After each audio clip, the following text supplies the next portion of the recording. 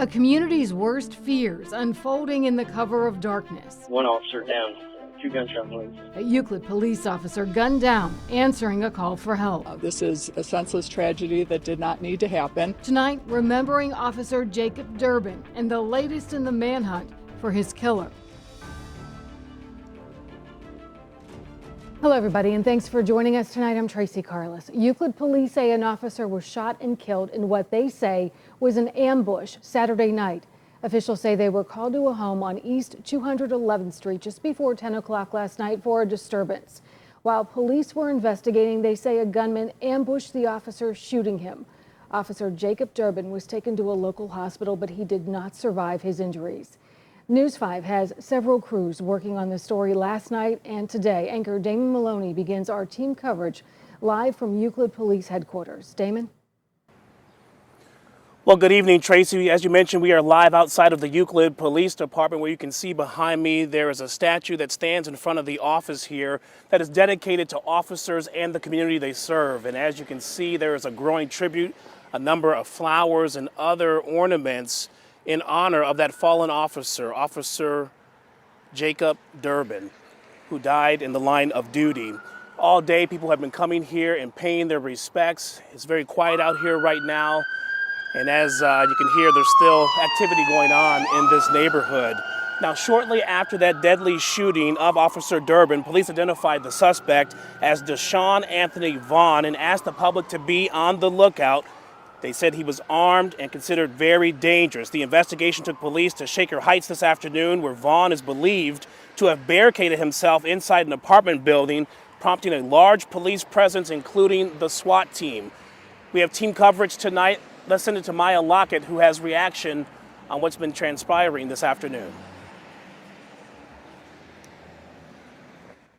Hey Damon, I'm out here on Shelton Road. I've been here for about 7 hours just watching this police presence behind me grow. It's different police agencies from Beechwood, Shaker Heights, and Euclid, making sure people do not go on this road that is blocked off. And Shelton Road is actually one of those residential neighborhood streets that is blocked off. And I've been speaking with neighbors all day. They are confused and concerned. They've been on their porches trying to figure out what is going on. Neighbors have been driving up and noticing that there's caution tape blocking them from getting into their homes. And some of the neighbors I spoke with told me today was supposed to be a special Mother's Day, but it has become difficult. Some of them have been afraid to leave their homes. Others were not able to make it to their plans. And some people I spoke with said it took them 20 minutes just to figure out how to get home because their street was blocked off. Multiple police agencies have closed down the area of Lee Road and Van Aken Boulevard due to a SWAT situation impacting hundreds of people on Mother's Day. I'm trying to go to the ATM and take my mother out for the Mother's Day. Like Fatima Berthan, many people who live in the Shaker Heights area are having a difficult time trying to celebrate the holiday. I just drove up from Mother's Day brunch, and there's caution tape in front of my driveway. I couldn't even get into my driveway. Kalicia Perry lives on Shelton Road. When she returned home, she was shocked to find her street blocked off and concerned neighbors on the sidewalk. My neighbor just told me that there's some kind of standoff going on in the area. He heard AK rifles or the sounds of gunshots, and he's like, it was enough to make him come out of his home. Perry has lived in Shaker Heights her entire life and says she's not used to seeing this much police presence. It's harmless over here. You see kids running around, people walking their dogs. It's not a dangerous area. So to hear about a standoff and see all this caution tape, I grew up in Shaker my whole life, and this is just not a thing. Another mother I spoke to off camera told me she's been looking for ways to get to an apartment across the street from me where her daughter was hosting a Mother's Day brunch. She was searching for an hour to figure out how to get to this apartment until I told her she should ask a police officer, and they did tell her to park on Shelton Road, and she was able to walk over to the apartment finally after an hour of trying to get to her Mother's Day brunch. So it's definitely a lot of confusion in this area. Back to you, Damon. Okay, Maya Lockett reporting live for us in Shaker Heights this evening. Thank you very much. And as Euclid Police continue to try and bring this suspect, Deshaun Vaughn, into custody, we are learning much more about him. And he does have a criminal past. News 5 anchor Tessa DeTiro digs into that and tells us that that past does include violent crimes. I've been digging into Deshaun Vaughn's criminal history. At News 5 here, we found that Vaughn has a criminal record dating back to 2016. News 5 found that Vaughn went to trial on 2 counts of kidnapping and a slew of assault charges.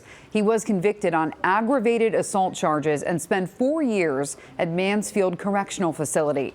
After being released from prison in 2021, Vaughn was arrested on weapons under disability and stolen property charges. We will continue to dig into Vaughn's criminal history.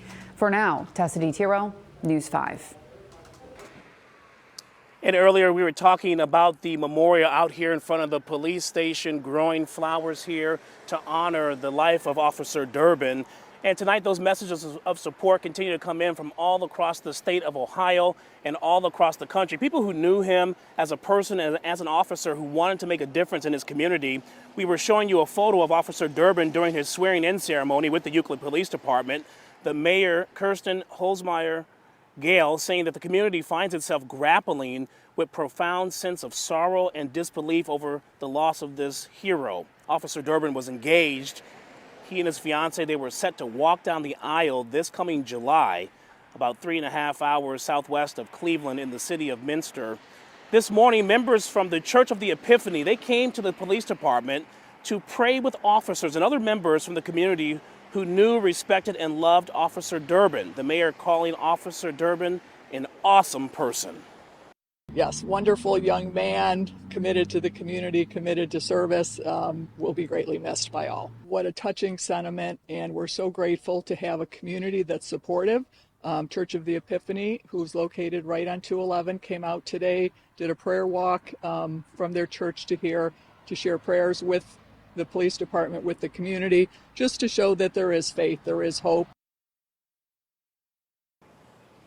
News 5 anchor Tessa DeTiro also spoke with the group Alex's Fluffy Buddies. That's a charitable organization that was started by a Northeast Ohio kid that worked closely with Officer Derbin to help get stuffed animals into the hands of Euclid officers so they could hand them out to children as they interacted with them at scenes of situations of crisis. The organization sharing a photograph of Alex and the officer. Her mom telling News 5 that Officer Derbin was always very sweet to Alex and took time to chat with her, and they are very sad to learn about his passing. So again, a lot of sad hearts all across this community and the entire state of Ohio. The mayor saying what happened was horrific, but that this community will get through it together. Tracy will have much more coverage throughout the evening, both on air and online. Back to you.